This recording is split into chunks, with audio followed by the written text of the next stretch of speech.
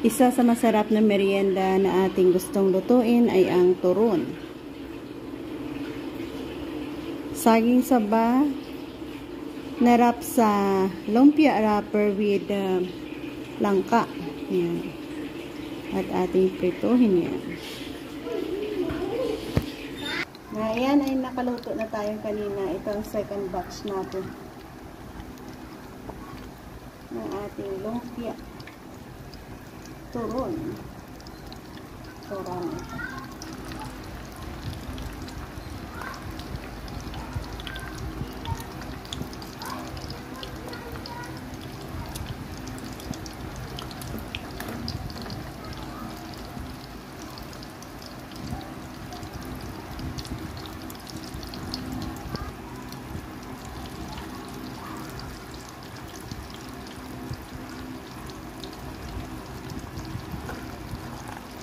Anin siguro sa isang batch natin.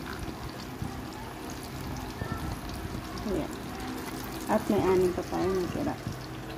1, 2, 3, 4, 5, 6, 7 pala.